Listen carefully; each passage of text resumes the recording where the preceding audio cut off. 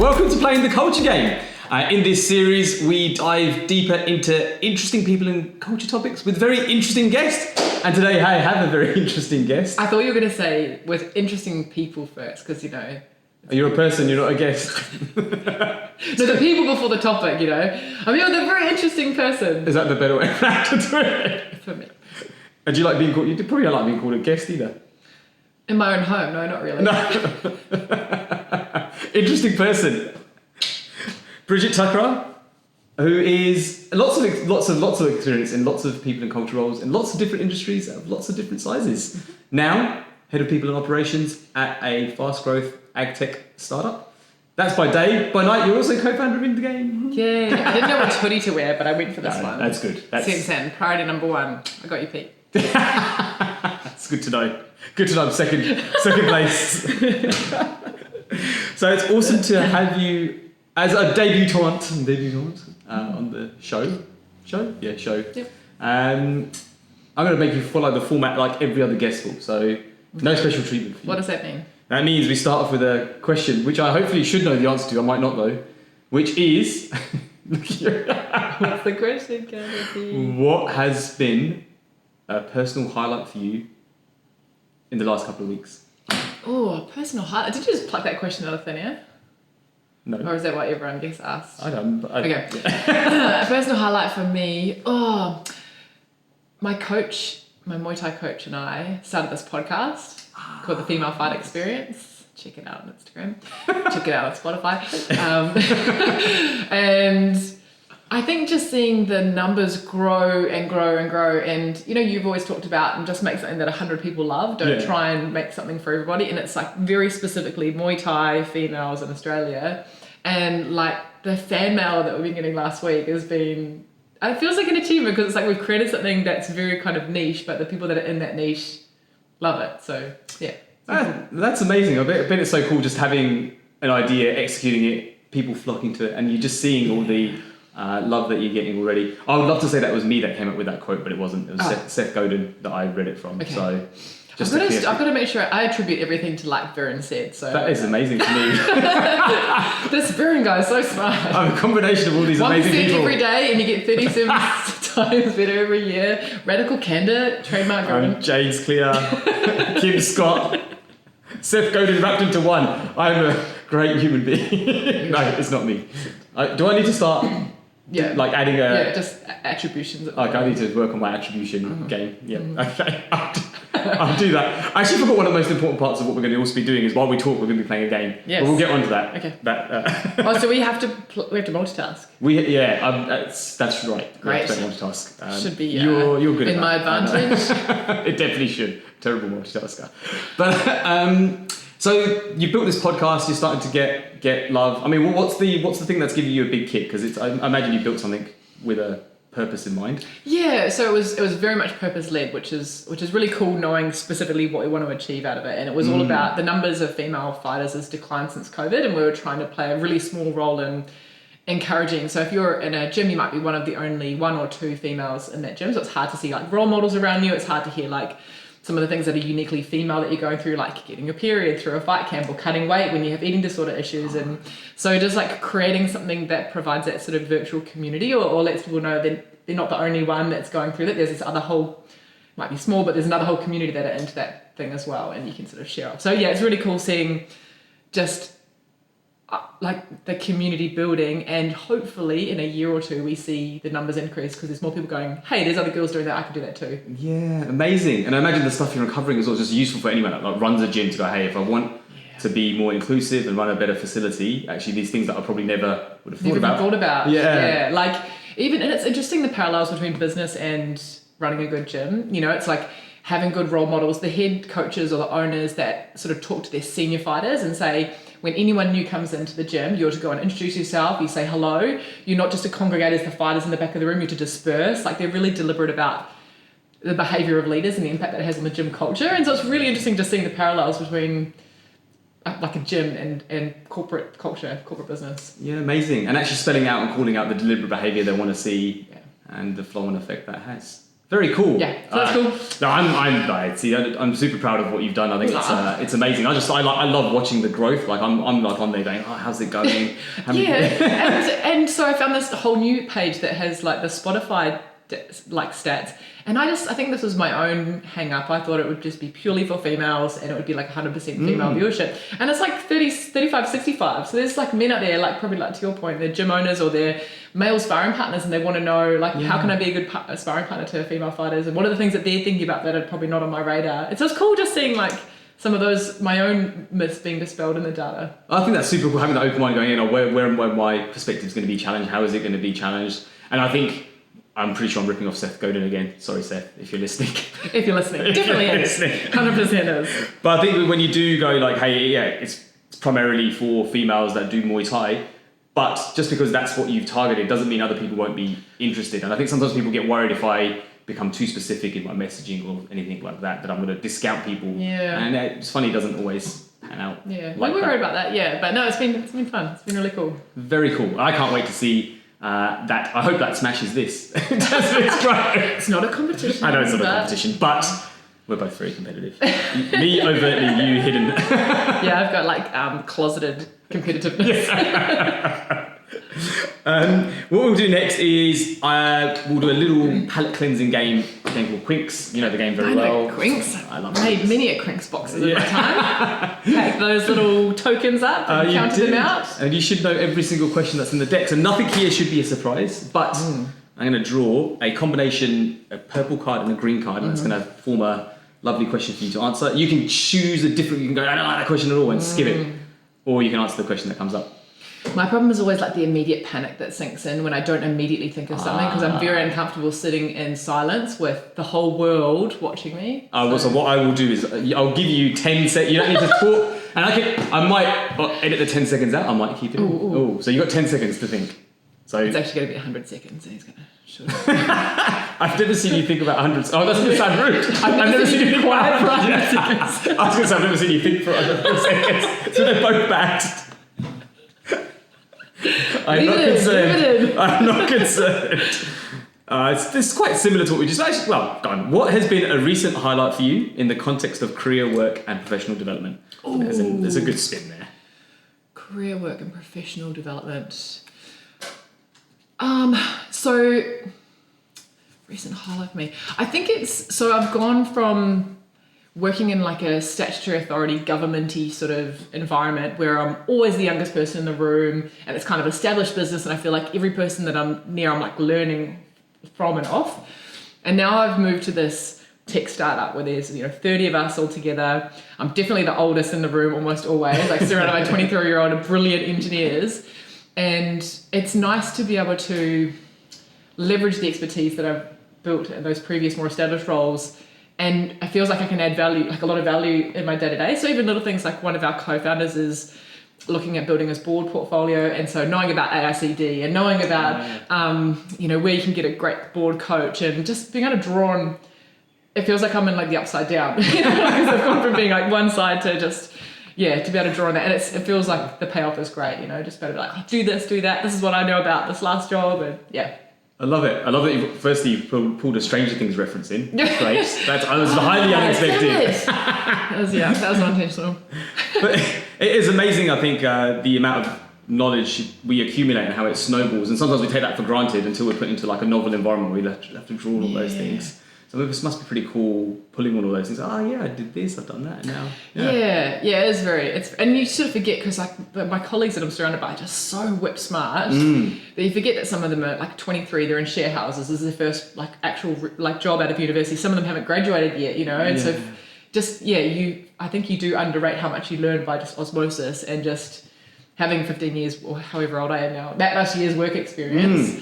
The little things that you don't take for granted, to your point, and how they can add value when you've got kind of blank canvases. And has there been like a specific moment where you've drawn on one, like you said, it's coming in, has there been a specific thing you've kind of gone, this thing, and it's been pretty powerful taking this thing from context A and bringing it into context B, and it's like landed and you've gone, wow, this is like...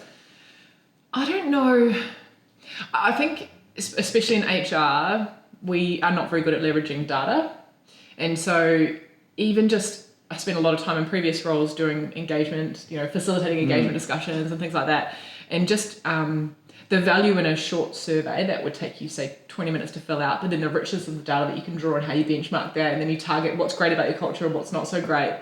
I think just we introduced that at Sensand. It was the first time we'd done a survey like that, and it's just seeing the level of detail that you can draw from and able to sort of test your own hypothesis around, well, we think our culture is great, but we've got no evidence for that. But then all of a sudden you've got this data and benchmarking that's helping to validate that. So I think there's it's not rocket science, but just bringing in that data and evidence into a business that's been quite free form has been quite cool. Yeah, definitely the stage of maturity it's at. It's as you say, I think a lot of people say, we've got a great culture, and often the question, well, how, why, what do you do that makes it great? How is it great? How is it different from other cultures? So just being able to kind of articulate that and wrap that up must be really powerful for everyone, like everyone in the business. Yeah, it's been cool. And in my first week at Sensand, I did I met with everybody and asked them a bunch of questions. It was like a relationship, get to know you sort of thing.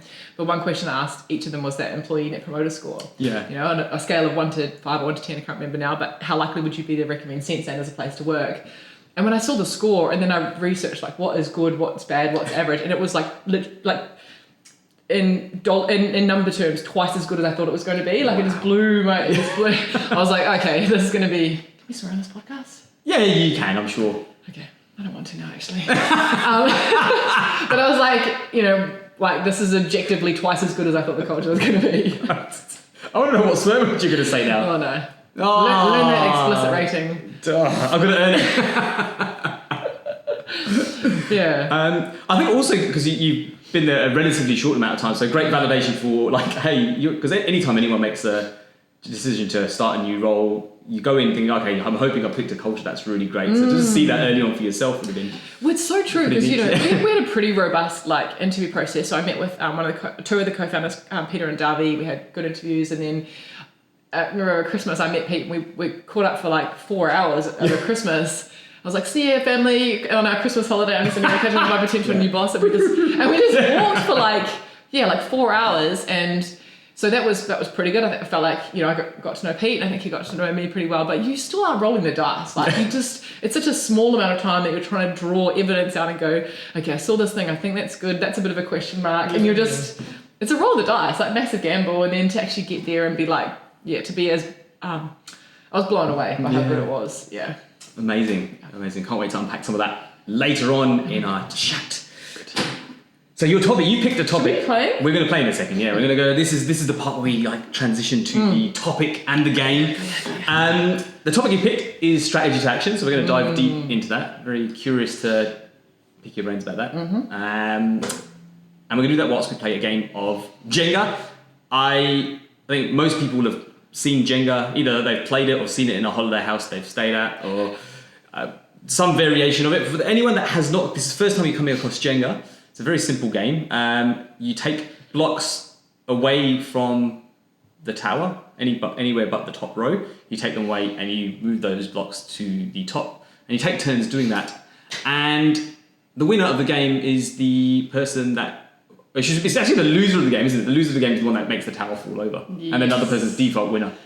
Yes. Yeah. And we have to clarify some rules because I know you like to bend the rules. Ah. So you're only allowed to use one hand. I'm known as parameters, yes. You're only allowed to use one hand. One hand, yeah. Yeah. You can't steady it with the other hand if it's falling. Okay, good, so one hand. You can make a block go all the way out if you want to, and then just abandon it. And pick a different block up if you want good to know. So you don't have to push it back where it was. So it's not the rule that as soon as it's touched, that's the block. You're not committed. No, you're not committed. And then the most important rule is whoever knocks over the tower and also knocks over the camera has to buy a new camera. That's the other rule. Ah, okay. Hold on. This is sounding not great. It's my camera. Anyway, it's 1,000% gonna knock over that camera. Nah, I've got fast reflexes. I'll block it. And the other little twist we've got for today is this is a funny. If I win, I will donate $75 to the charity of your choosing. And if you win, I'll double that and I'll pop in $150 to the charity of your choosing. And that means we need to know who is the charity of your choosing. Here's something I prepared earlier. You've plugged 4 different things in this. So that's an appropriate. Thank you. So I don't know if you can see that. Refuge Victoria is an amazing organisation that I serve on the board of. We're the biggest crisis accommodation provider in Victoria, and so we help mostly women, but some non-binary folk as well, and often their children escaping domestic violence situations. So provide them crisis accommodation, help them in a bunch of different ways, get them access to health and psychs and whatever they might need, and then ideally transition them into their own accommodation. So yeah, it's an awesome organisation. Amazing. So what a great cause to be donated to, and I know you do lots of awesome work there as well in your spare time. Yes. Yeah. Brilliant. All right. We're going to go into topic, strategy and action. We're going to play Jenga. Who's going to go first? I think that's the only thing we need to clear up. Are you rock, paper, scissors? Yeah, who goes first? Winner goes first. I'm psyching you out. I'm going to need to psych you out. It doesn't work. It does. Rock, paper, scissors, shoot. I psyched you out. Yes. Do you know how I knew? How? No, I'm not going to give it away. Actually. How I knew? These didn't know. I did. Whatever. I've got a remarkable record at rock, paper, scissors. I should just do the one our boy Zabby does. Rock, paper, scissors, gun. Yeah. So does that mean I go first? I go first. Okay. And we can take our time playing the game. The game is just a nice... If you can't keep up, that's fine. I can't multitask. This is based out rules for me. Take your time. Don't try and talk and do Jenga at the same time. Take your time. The thing I'm notorious for. Yeah. I am going to take Go my time. slowly. It hasn't been in my development plan since the 80s. Which, I think that's a good segue to strategy to action. You obviously love action. So, there's a million topics you could have picked from, and you picked strategy to action. I'm just curious, why is that the topic you would love to talk about more today? What's kind of gone, hey, this is the burning desire I have to talk about this topic? I think for me, strategy always felt like this elusive, like, you have to be super smart to talk strategy, and only the top 5% in the business are equipped with the skills to do strategy stuff. And so it's this work that's done in a secret room or like a retreat or something, and you come back and you've got this glossy document that feels like no one reads, no one understands how their role aligns to it. And I think coming in and often being the youngest person in the room, I would and feel like it was maybe my inexperience, like maybe I just don't know. Maybe I just don't get strategy. Maybe I'm just like, you doubt yourself. Like maybe it's me. Maybe I'm not smart enough or I don't get it or whatever. And then after you introduced me to OKRs and seeing how actually when you have really clearly articulated goals, really clear measurables, A, it doesn't take a week to pull together. B, it's way more pragmatic and practical. And I think every person in the business it's much easier for them to see how their day-to-day contributes to the strategy, or if they're saying, okay, I've got project A, B, and C I could do. Project A definitely aligns to the strategy. These two I'm not so sure, so I know that I should do. So it's that real pragmatic, practical way to have that methodology impact what people do on a day to day and have them actually driving the business forward, right? And so I think just coming from businesses that were a lot bigger, they had all this investment that went into strategy, and it just didn't really seem like it didn't seem like it had the impact that it could have. Yeah, and so it's something that I'm really passionate about, like not leveraging a structure like OKRs, not overcomplicating it, not just getting in a room and using big wanker words. They're like, do you even know what that means? Is it just something you think sounds cool to put on a strategy document? Yeah. Like, what actually is it that you're trying to achieve? And then, I think using a framework like OKRs, it helps every person be able to connect their day-to-day with that strategy. Great. So it's interesting. It sounds like the reason you're kind of passionate about this topic is... How is it so hard already? It sounds like there's a lot of things that are done which almost like are hot air, and they kind of take up time and they're useless. And the thing you like is how do we... I think there's two parts to this, and for me, it's the first, how do we make that initial part more useful, so the strategizing piece. And there's a few things I'd like to unpack with you there. So once you've got that, then the useful, how do we get it into action as fast as possible using frameworks like OKRs or other goal-setting techniques. I think that's right. And so on that first part then, I want to talk a little bit about, you said, only the smartest people in the room should be there. Who should be in the room then, in your opinion, when as you're looking at, okay, this is we're roadmapping basically the future of the organisation, where we're going to be in whatever time frame you want to work with, 1 year, 3 years, 5 years, 20 years. Who should be in that conversation to go, hey, this is the end destination or a end destination that we're working towards? I think, again, I'm a very pragmatic person. You have to be pragmatic, right? Like if you've got 1,000 people in your business, it doesn't make sense for all of you to be having the same level of involvement. You know, for some people that are just their day-to-day doesn't change much. And so I think those opinions are still definitely worth getting and making sure that you have some level of engagement with everybody. But it's probably not going to be at the same level as someone that's maybe heading up a division or, you know, is a bit more involved strategically day-to-day. So I think somehow giving everyone a voice into that, because often it's your frontline people that know where there's ways to do things better or, you know, there's an opportunity here that we're not capitalizing on, but they very rarely get asked for their opinion. So I think... But you do have to be pragmatic, you know, so you might just be divvying it up and having representatives from each level or from each department. But everyone should feel like their voice is represented in that room somehow. Great. So part of it is mechanisms to collect lots of viewpoints in order to then you get a bunch of people together to go, let's then talk a little bit about establishing what the future looks like and where we're going. Get a great facilitator like someone from In the Game or something. Oh, there you go. That's good. There's another point.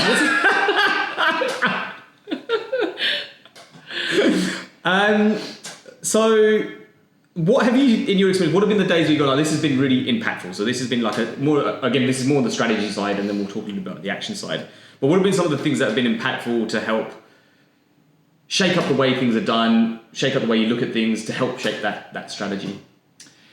I think one of the other areas that's underlooked is that bringing that outside in. Like, what are our competitors doing? What's that external landscape looking like? I think spending some sort of time there, but again, organisations I've been in before would kind of do that cyclically every year, and then the learnings or lessons that you had from the last time you did it were never taken in. So you felt like every time you're getting together, you're starting with a blank put of, and you'd be like, didn't we just talk about the impact of the economy like last year? We had this exact thing. So I think really valuing the people's time as well, and acknowledging their input from when you've done work before, and tying that in so it doesn't feel like, is this going to be a waste of time because I'm going to share my views and then are we going to be here again in 12 months time and we're talking about the economy again? So I think it sounds like that continuity. There's not these standalone sessions that don't connect to one another. Yeah, it's that backwards looking. You always want to be in your strategic work looking, what's your horizon? So what's our 12-month, 24-month horizon? But then how you break that down to, okay, what's our this quarter focus? So those time horizons is really important. But a little bit of backward looking, okay, what did we say last year? What's still the same, what's different? There'll be emerging risks or things that you hadn't thought about last time. But I think just to recognise the contribution of people in the team, you don't want to just be starting with a blank bit of paper every time, because it will start feeling like, oh, what is the point of this? Yeah. Did we not just do this? And you don't want to disengage them because they won't come again. Or they might be there in body, but they won't be there, actively in contributing. Mind and spirit. Yeah. And it is a day. I think people, people want to feel like the stuff they're saying, they have been heard. It's not just been forgotten about. And if having the same conversations, they're always like, I've said this a million times. No one seems to listen. So I'll just disengage now. Whose gun is it, by the way? Yours. Sure? It's so funny. I was just talking to Joe. So Joe's my coach at the gym. He's just started his own gym. And he was talking about like timetabling and how I'm not really sure what's like timetables. Guess I don't want to be here my whole life, but what times are going to be most important? I was like, you just ask your clients, man. It's like really not that difficult. You just do a survey or ask people to contribute to like which times would you come to, and then test it for a month and see how it goes, see if people actually do what they said they were going to do. And if not, you change it up. And I was like, it's the most underrated thing in business, I think. It's like, you do an engagement survey or through one-on-ones or skip meetings, you like ask people what they think. Yeah. They tell you something and then you do the thing and then you go, hey, you told me that and then I did the thing. And they're like, cool, I'll keep giving my point of view then, Like it's so not rocket science, but I think it's one of those things that's really easy to forget. Yeah, forget, and I think it does and the action part is sometimes the one that's forgotten about. We kind of, seeking, getting the input, sometimes that's not as hard, but then actually doing something with it often gets forgotten about. Hey, look at that! You made my next movie. I can already see you eyeing up my next one. Damn you, Jenga! Stop banging the table. I know you're going to knock it over and lose. But so let's say we have one of these days, weeks, whatever the time frame is, and we come together and we build a great roadmap of what the future looks like. What do you see as some of the kind of immediate next steps? Okay, we've kind of come together, we've built this vision. What are the immediate next steps? What are the important next things to do after that to kind of stress this out? Is this right, wrong? And then how do we translate this into something doable? So I think having some sort of comms plan is really important, because I would say the most immediate thing you want to do is everybody that's contributed to that point should be then taken through it. this is how your views have inputted and impacted on our strategy and shaped what we're going to be doing for the next however long. So I think, communicating where you're at, where you're starting, and then is your planning. So we just do a quarter at a time at Sensand. I think we're a really fast moving business, trying to project out. In fact, we had our very first OKR strategy session. We had our 2 co-founders and myself and a facilitator. We looked at what were the 5 most important strategic areas that we're going to focus on. And one of them, I won't go into the detail of it, but literally by the next fortnight, we'd solved that problem already. And so what we thought was going to be a 12-month focus was solved within a fortnight. So it's well, that's not relevant anymore. So I think you've got to look at the horizon that is important for the size and the pace of your business. And then, just start. Pick a quarter, pick what focus areas you're going to do some action, test it.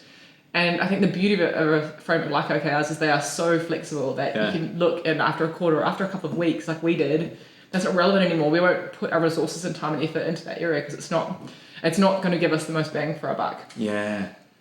And so you mentioned something interesting there, which is speed of change. I think this is probably going to be something that's very relevant in the environment you're in. And I guess I'll counterbalance it, the frustration I often see in this environment from team members is strategy comes out, we say this is going to be our strong focus area, but then we change for some reason or another. And I see this a lot in startup environments, rapid change, and people get frustrated with what sometimes feels like flip-flopping. It's we said this is going to be the most important thing, and all of a sudden now this is the most important thing, and now all of a sudden this is the most important thing. Yeah.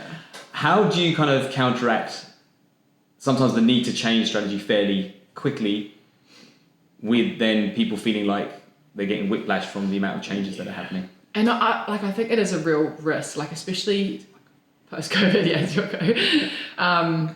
People are burnt out, and, we've got to be really mindful about how, I think there's both parties have got a role to play. The individual's got to be clear about, I've got this many hours in a week, I can't be expected to do. So they've got to have the courage to be able to have conversations around, this extra project, this extra things come in, and I just don't have the capacity, so I suggest this thing is no longer as important, so let's, so they've got to have but I think the business side has got to be responsible for some of that as well. And I think when you do change strategy, so we made this mistake just a couple of weeks ago. We had made a change, we hadn't necessarily communicated it, and so some of the other team they were still focusing on the thing that we said last month, and they were working really hard to this deadline and working crazy hours. And it's oh no, we pushed that deadline back, but we had it, it was an oversight on our part. So I think it's all about communication. It's reasonable and fine and expected, I think, in a startup or a scale up that you will have different things that take your attention or where you think the best play is right now. You've got to be able to articulate that to your whole team. They've got to understand.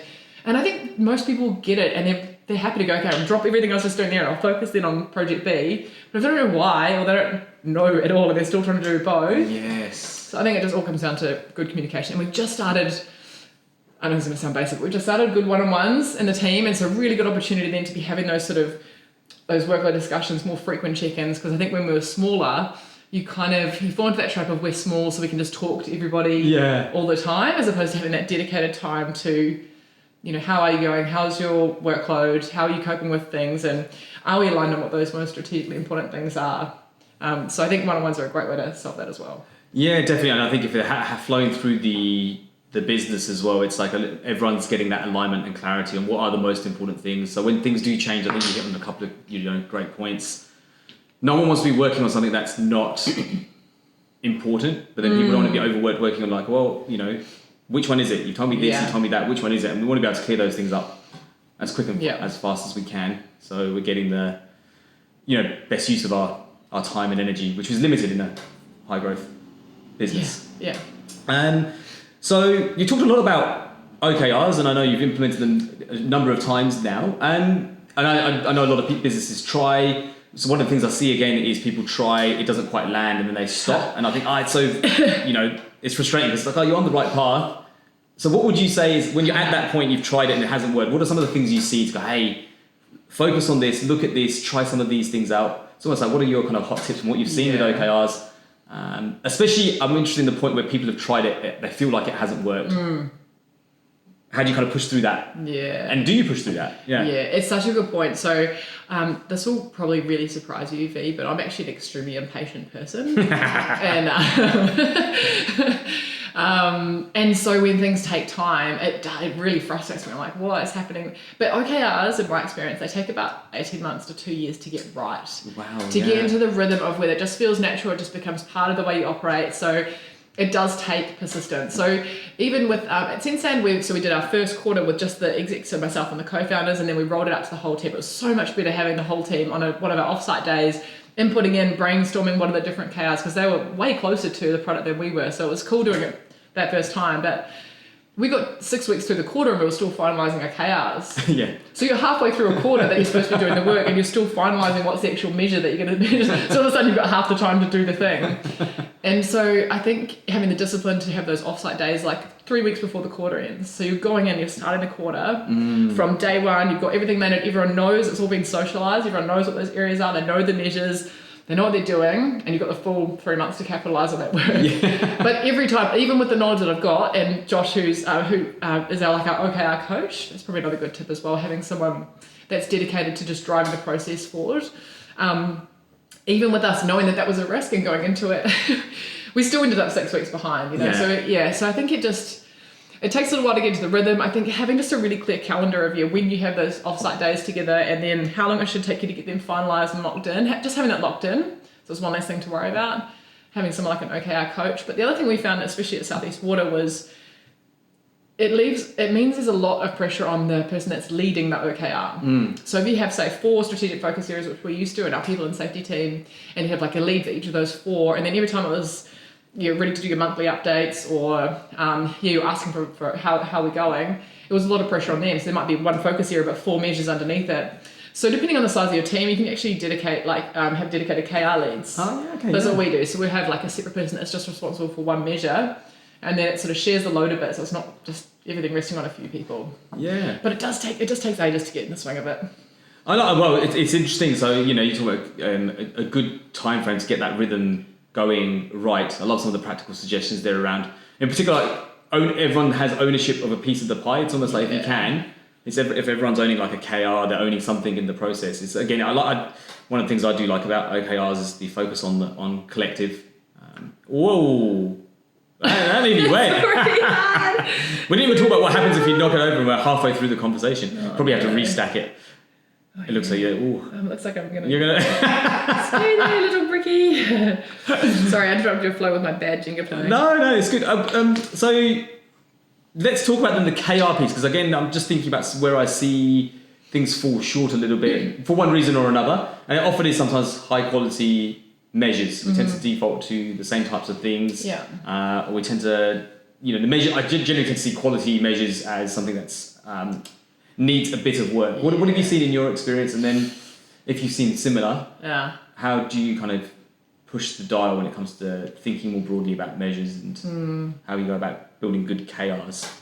So I Google my way through most of my job, honestly. Like if there was no Google, how do people do jobs before? I don't know. But like there are databases of different KRs that are that are out there, so you can access those. It's interesting in an HR field too, because you've got pretty much your engagement surveys, you've got things like turnover data, you've got headcount data.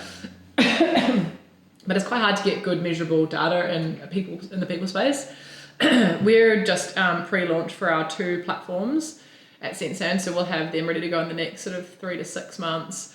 And so once we are live with our platforms, we'll have a lot more data to draw from. Our customer data, our attention, the annual recurring revenue. We have all of that to draw on, but at the moment we don't have a lot of that. So we have found it quite challenging to pick KRs that are that are really.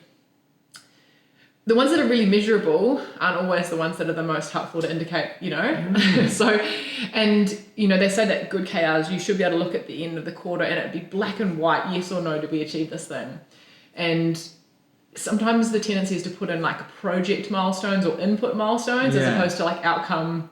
So it does take a lot more thinking to get through, but I honestly, businesses aren't so unique that there aren't going to be other measures out there that someone's already done the hard work of thinking of, that they couldn't just modify or maybe use word for word in their own business.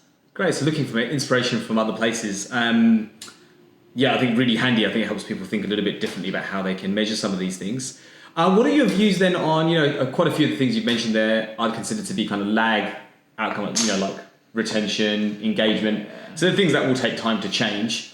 What are your views on including a mix of things like that versus lead indicators? Yeah. Lead indicators are super important. So probably if I draw on my experience back in when I was looking after safety as well as the people space, we would have things like,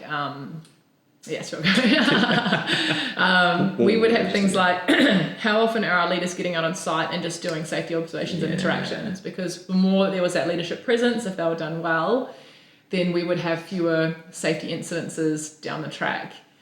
Very good. I just messed up the structure integrity of the tower. But yeah, so in theory, a mix of lead and lag is great. But even that one, it took us a little while to get right, because even if you just have lots of people going on site, but they're not having good quality conversations when they're out there, it might even make safety worse, because it's a distraction, or like the people that are actually in like digging ditches or putting pipes in the ground are just like, what are these like they call it shiny bums? What are these shiny bums doing here with their white hats? They never got dirty in their life, and they're just cruising around. I love it.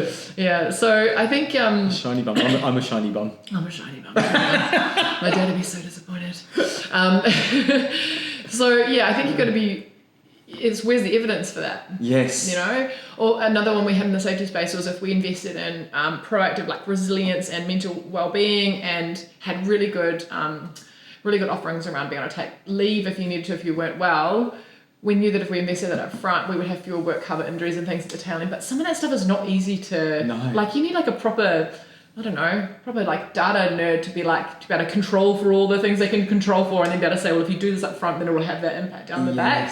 So again, I would be Googling the shit out of that question and just saying but I think your question is a good one, that you don't just want to have the stuff that's already done after the fact. Like where is your lead indicator to give you some, even if it's not perfect. I think that's the other thing. One of our values at Sensand is better, not perfect, and it's my favorite one because it's the best excuse to be like, nah, we haven't really figured all this thing out, but it's about 90% there, so let's just try and see how we go. But it really encourages that innovation, that creativity, and that safe to fail sort of environment. So I take that approach. It comes up all the time because I think the team have really gravitated to it as a value, to be able to say, we're not sure if this is perfect, but let's not labour over it more than it's going to be the value of the thing. So let's just have a go, and we'll measure it in a quarter and see if it was helpful or not. If it wasn't, we'll just change it. But I love the aspect you've added in there is really the critical thinking around the measures. I really like that. Like really question, is this the right thing? Is this going to have unintended consequences of doing this? So I love all the stuff you've mentioned there around. Just really think critically, and don't let the fact that it's not perfect stop you. But have all those things at the front of mind to go, this might not be the perfect measure. These might be some of the consequences. There might be some things we need to consider. I think doing being on boards has really taught me to think about risk. Yeah. And thinking about risk and consequence. Like what's going to be the impact of us looking at this thing, or what are some of the potential unintended side effects that might happen when we're really focusing on this area, and just doing that thinking, but not letting that stop you from pushing ahead, but actually thinking more about risk and what could be the unintended consequence of us focusing in this area.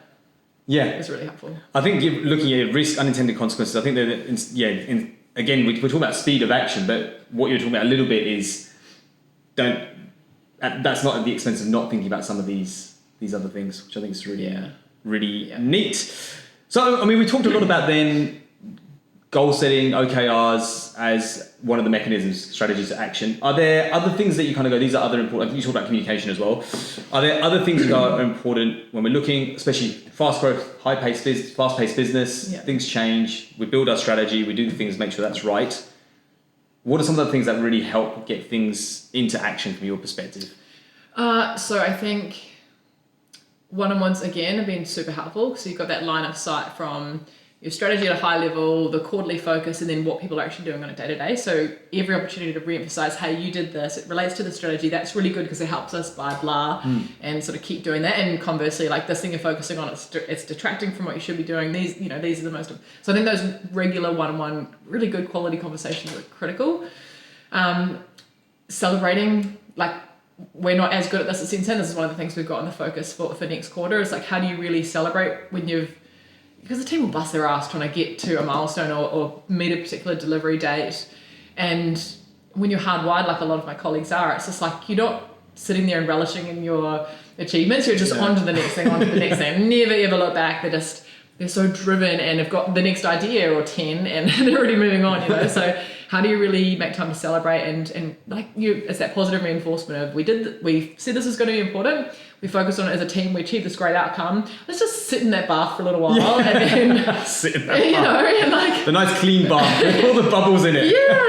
Let's just like smell the roses a bit, that's what Pete, one of our co-founders, talks about a bit. Like it's not a strength of his, it's like and that's that entrepreneurial thing, right? You're driving and you're pushing on to the next thing. You're not naturally wired to sort of go, that was great. But so I think doing that, just again, you're reinforcing to the team that dedicated focus achieved an outcome that was good for us and these reasons. And then again, it's that motivation piece. They're more motivated than go, okay, cool. Next time we do OKR planning, I'm not going to be like, strategy session, this glossy document is going to come out. It's not going to make any sense to me. It's not going to be relevant to me, but they'll be excited about, okay, we did that thing, we had a party or whatever it was, and then now we've got the next thing to focus on and achieve as a team. I think that feels good when you reflect on what you do as a team.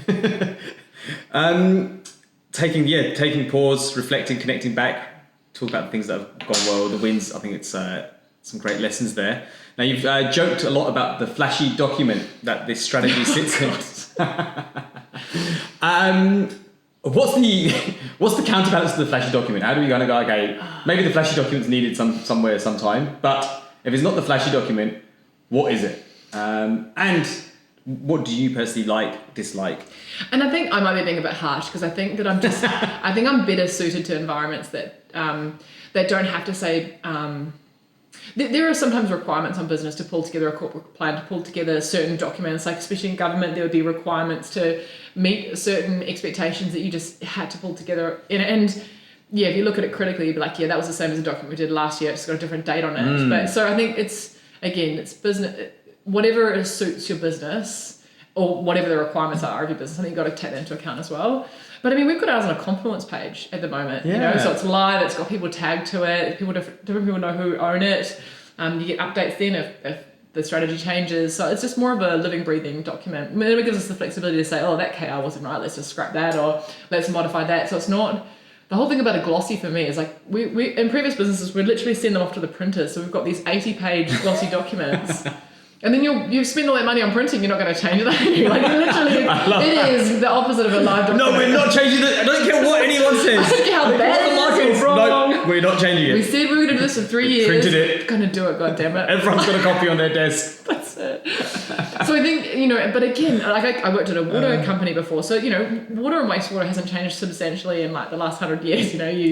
You turn your tap and water comes out and you flush the toilet and gross water goes away, and that's kind of, it's all in a massive network it's all decentralized. It's all like a centralized network. Like it hasn't actually changed that much. So I think in a business like that, and it's a public safety, public health, you don't really want people being too innovative with your quality of water, right? So I think again, I think this is more about me and finding a business that was more aligned to how I like to work than it was necessarily about critiquing what that business was doing and that it was wrong. I think it just, my preference is for businesses that are a bit more nimble, and I think that fast pace is more fun for me. And so I'm gravitating more towards, okay, how do I take what I've learned in those bigger entities, but then bring the lesson in so we can still do take the good from it, but then adapt it to the business pace and style. Awesome. I think it's a good reflection as well. I think many different types of organisations out there. I think people finding their fit for the type of organisation that suits them is super important.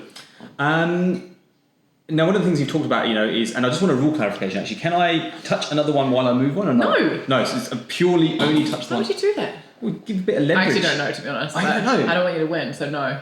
I said I was closeted. It's a very shaky, you see, this is a very shaky, I'm not sure this is going to come out without me toppling it. Anyway, I'm going to take the risk. So input from other people, in particular I'm curious around input on strategic things, so where people are seeing strategic shifts in the market, they're seeing like a trend or like an emerging opportunity. You mentioned, often that could come from anywhere in the business. So how do you create an environment then where people will share that stuff? Because I think, it's a really good point. I want to just add a bit to do it continually as well, because I think too often it's localized to we'll do this at our like half yearly offsite, contribute to it. Versus how do we kind of get it to a point where people can contribute more and it's factored in again without becoming like a flip-floppy business? So So part of our business is an earth tech platform. So basically bringing together all the different technology that farmers use on one platform, because at the moment it's kind of disparate. People will make a weather station and have their own platform for that. The core of Sensand's business is this earth tech platform that brings all that together. The other side is a carbon exchange, which is built in Web3.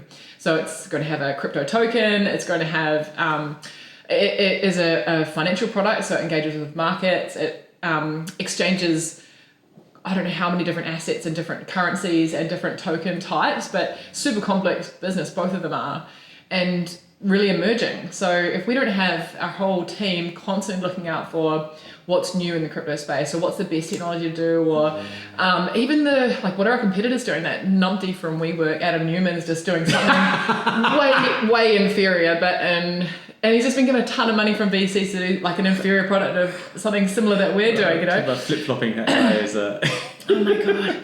They just gave him $350 million, I saw in the news yesterday, for basically a rental version of what he did at WeWork. Like it's like the biggest amount of money that this firm, and it's like one of the big ones that's ever given, has just given him, like it's crazy. Anyway, so I think in a space that's that fast moving, and where, like, frankly, there's two people that know the most about our carbon exchange platform, and one of them is 23. So it's like if you're not leveraging everybody in your business to keep in front of like what are the risks, what's emerging, what are some new ideas, and being open to that, you'll miss out, especially in an industry like we're in. So we use technology a lot for that. So we have different Slack channels that are set up for different areas of interests. We are constantly sharing articles and things that we're seeing on like through Basecamp.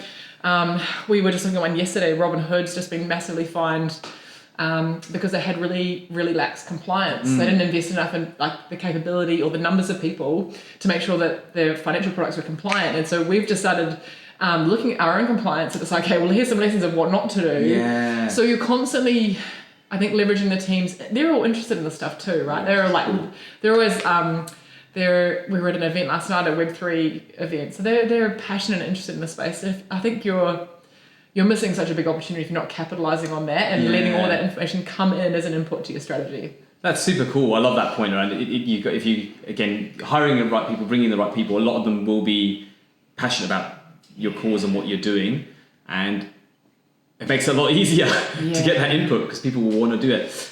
They want to see the business do well, right? And I think it's a direct line. Oh my God. Whoa. Way too rough with that. Yeah. Classic bulldozer bridge. They want to see the business do well, and because we are such a young business, it's like it's very easy to see like if we're not all putting in, or the impact of what the business can do when we're all putting in. So, tactical question then, in terms of then what's the tipping point to see you see these trends to go, hey, this needs to be a strategic focus area. How do you kind of go through that process of determining? You've got a lot, because that means you're probably in the enviable position of getting lots of input, and that can get quite noisy, and you go, how do we tease out then what's the most important thing to focus on? How do we tease out this is a necessary change in a strategic direction? I think we've been lucky because there's been really strong alignment, but we do have some big personalities too. Like in every business, you get passionate people. They've got usually very firm views. They're very clear in their mind about the right way or the wrong way or the focus and what it should be. So look, I think we definitely went through that process when we got together last time to do our strategy planning. I think it was end of June. And I think it's about being open to everything, but then it's a fine balance too, right? Like let's say like 80% of your business says that this is the right way to do something, but your co-founder says actually no. So I think in a role like mine, you have to be really pragmatic about at what time do you seek your leadership input and get some guardrails around that. Like how firm are you that it's this or that? And try and get some insight from them around how flexible they are before. I think that's strategically important to do before you go to the masses. Because what you don't want as well is saying, okay, we do this big session. Everyone on the team says that this path A is the right way to go. And the founder's like, we're never going to do that. And then you're just disillusioning everyone that's been involved in that. So, and it's the same with, things like creating your values. You've got to be strategic about when you engage your board or your executive around what's definitely in or definitely out, and how much room have you got here to be driven by the rest of the business. And every board will be different, have a different appetite for that, same with the execs. But I think it makes sense to do that bit of pre-work before you engage the masses so you don't put anyone off. I like it. I think it's about being really deliberate around this is the mode in which we're going to make a decision, and being clear with people up front so that you can be, hey, this is going to be a consensus-based decision-making process. Do we need everyone to agree before we move forward? Or you're going to have a chance to have your input, but ultimately the co-founder is going to have the say around what we the co-founders are going to have a say about what we do. And so that's right. And your co-founders are the ones that have started the business. They're the ones that have got probably definitely not probably have put the most blood, sweat, and tears. They've done the market research. So I think but it also really great co-founders, and I'm lucky to have a couple of them know the value of empowering your people, right? Like they know the value of just saying, like, take ownership's another one of our values. Like, you take this, you tell us what you think, and But I think doing that pre-work is smart. Just so you don't shoot yourself in the foot. No, that's you do a big process and then you get to the end and they're like, no. Yeah. It's almost what we said at the beginning as well. You don't want people's input to come in and then not feel like they're being heard. And I think just being clear around, this is how your input's going to be used. And if it is going to be, hey, look, this is one of those times where you're going to have input, but co-founders are going to have the ultimate say at the end of the day. People know, so they're not going to get upset then if it doesn't go to plan. Do you like my strategy? Or Yeah, what's it? I'm definitely going to. I can't believe this is like the shape of this tower. I can't believe this lasted this long. Oh my god! I'm definitely going to make this full. Maybe I'll just leave that there. And here we go. How's it going? What happened to my tapping strategy? No, I think you're going to make it. I think that's going to stay up. It's too stressful. I chose Jenga, everybody, because I'm not really a big board game fan. Wow! I can't believe that stood up. I'll play a game that involves like physical skills. I can't. You put that was dodgy what you did too. I'll just put my block in the middle of everything, so you have to maneuver around it. That's tactics. Jesus. Look, this is definitely one of those situations. That's good luck. So, I also like to look at some of these things from a maturity perspective. So you obviously, you mentioned you've started implementing some of these things. You see this taking a little bit of time. Yeah. But what are some of the next steps you kind of go, once you've got the rhythm down pat, it's working well, how do you then take it up a level? Or is it okay to take it up a level? Or do you just keep going and...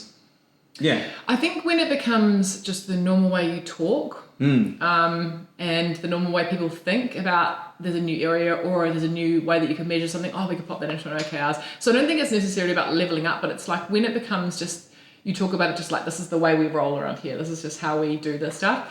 And every time there's anything new, like we had a session just last week, we were talking about our product strategy and how we're going to measure success on our two platforms.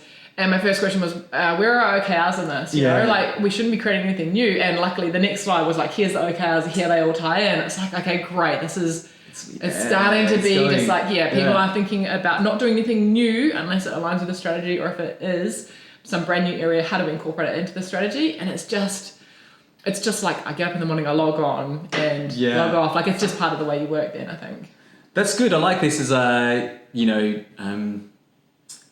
what are some of the things we're going to see in an environment where we've got it right? So we feel like we've got the right rhythm and pace and language around strategy to action. Yeah. What might be some of the other things you'll see as well? What might people be kind of saying? What are kind of the observables go, we've got this right? Or even some of the observables that go, maybe we haven't quite got this right just yet. I don't know. I don't really know the answer to that question. I always like how people feel about the days that you spend together, because we're fully remote. We're looking at getting an office after this fundraising round's closed. So at the moment we're all fully remote, and so we don't get together that often. But when we do, it's really interesting to seeing people's energy and like their body language, how excited or not they are before the session and when the session's going. So I think just seeing how much energy is being put into the development, how much people rate. And are excited about that. I mean, as much as I might have my rose-tinted glass on here and no one's excited about dropping OKRs, but like, I think the difference between some people just be like, oh God, here we go again, you know? Well, that apathy, you feel like you're, okay, this is like, it's pointless because my job's going to look the same, so there's no point. Yeah. So you're seeing the opposite of that, And I think that is a good one as well. So in my last role, I looked after the payroll team, and they challenged OKRs a lot. It's like, our role doesn't change week to week, day to day. We're doing the same stuff, but the payroll manager that looked after them was amazing. She would always say, like, even if your role is like 95% operational and doesn't change week to week, and it isn't really impacted by the OKRs, there should always be an element of improvement. So how are you improving processes, how are you automating, how are you improving your documentation, like whatever it is, you should be able to see a line of sight back to strategy if you're looking hard enough. No one should be just sitting and waiting for the robots to take over their jobs. Like everyone should be like looking at how do you improve? Like payroll's a great example. Like a lot of because I'm running payroll now at Sensand, like a lot of it is automated. Like it really is it's not just a matter of pushing a button. I've got a lot of respect for payroll people now that I'm doing it myself. So there's complexity there and there's knowledge there, but it's like accounting or a lot of those roles that are really up for high risk of automation or augmentation. So, how are you constantly looking at your value add as a human and how you improve and become more efficient and effective? I think, everyone should be doing that. That's a great take as well. People looking at like their careers, and if they are in a industry and seeing automation come in, it's like, well, how does my role evolve? Because there's what changes, what shifts, how can I add value in a different way, and constantly having your eyes open for that. And again, I guess OKRs help with that as well. If you know these are the bigger picture things I need to be focusing on, how can I kind of incorporate that? Incorporate that in. Now, this is very wobbly. It's getting very tricky, actually. Yeah. I found one. Oh, whatever. I say I found one. Do I tip this? Come on, great multitasker. Why don't you ask me a question? I can't think of a question whilst doing this. I'm just trying to buy time. All of your extensive notes. Yeah. All right. Oh, jeepers. I cannot multitask. I know, it's great. I've timed it I've done it so well so far where I've thought of the question before I've had to pull the... In your defense, I'm pretty good at multitasking and I really had to stop and think for a minute. Some of those questions you're asking me are like, just concentrate on what the words that he's saying. So, I guess where I'd like to kind of finish up then is more looking at what... Looking at what? Where you see kind of changes in this space. Because I'm a big fan of OKRs, I'm a big fan of goal setting, but it has been like, various iterations of this have been around for a while. Where do you see kind of some of the limitations, and if there was a future method or way, what types of things should it incorporate in? Oh man, that is a good question. So if we're blowing up OKRs and go, okay, look, they work, but where do they not work, and what is their opportunities for? Look, I think even though they're flexible and there's typically a 3-month horizon, I think even that is quite arbitrary, and that isn't going to always be. So, I mean, what's another way that you could take what's good about OKRs would make them more flexible, have less arbitrary timeframes would probably be one. I love that. Yeah, it's almost like we're force-fitting goals into like a 3-month and everything.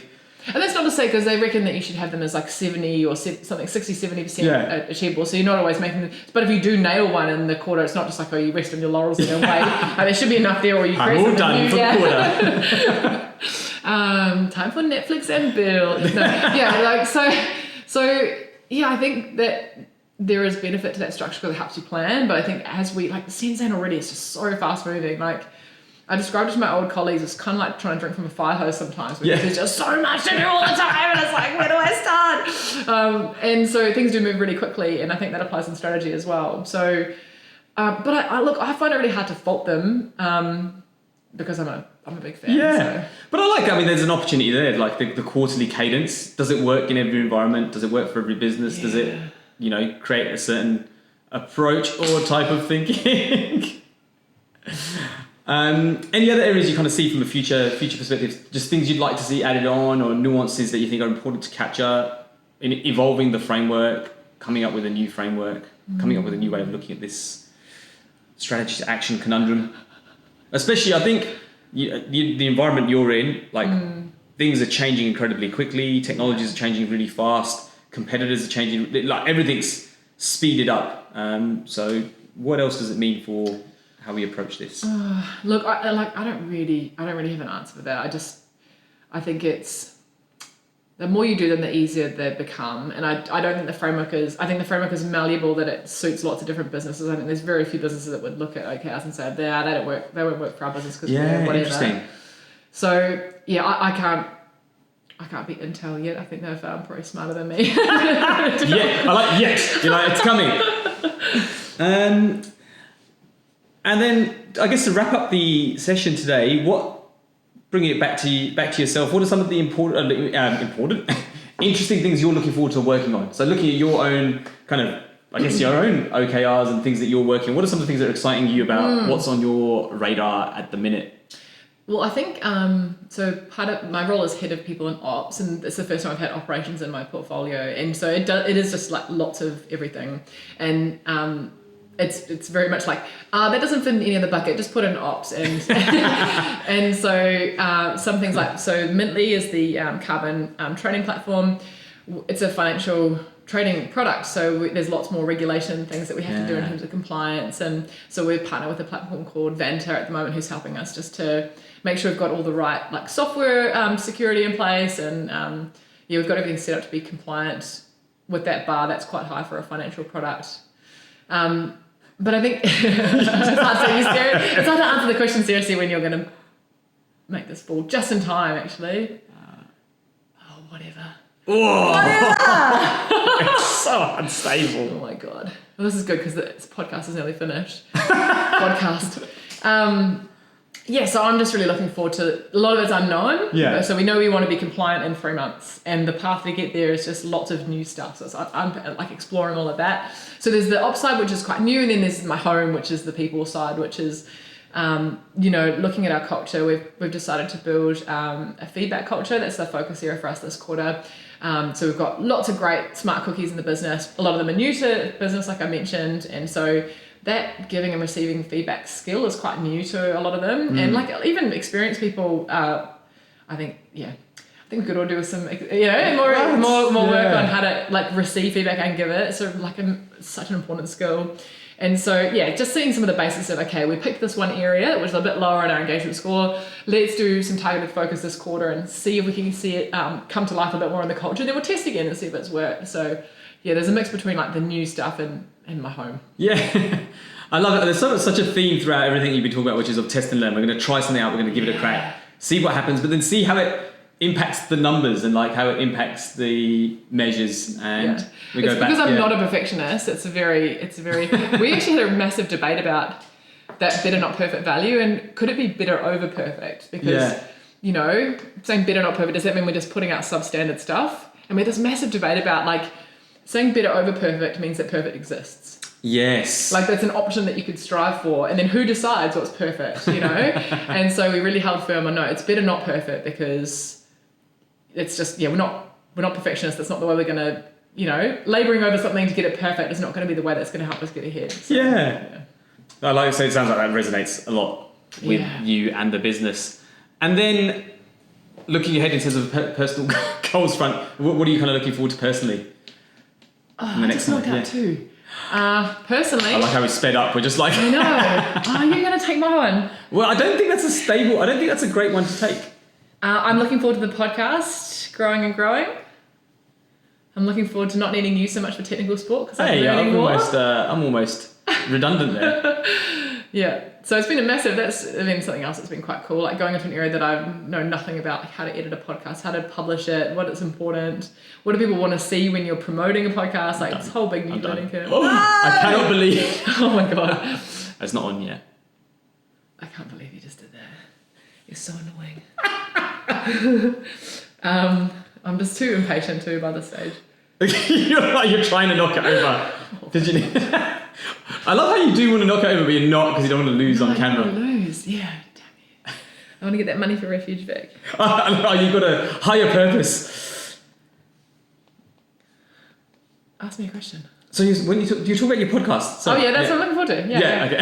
I'm looking forward to my podcast. I'm looking forward to my podcast being like dominate, or just it probably won't grow much. It may not grow much further, but the 100 people that already listen to it, that like look forward to it every week. That's cool for me. Like they get messages like, "Hey, I thought you guys were going to publish on a Friday. Now it's coming out on Thursday." You're getting called out for not delivering on schedule. I know. We're just going to have to work out, what we do on holidays, because I still want some of those. I don't know what to do here, but I'm just. This is just no. You can just go. I lose.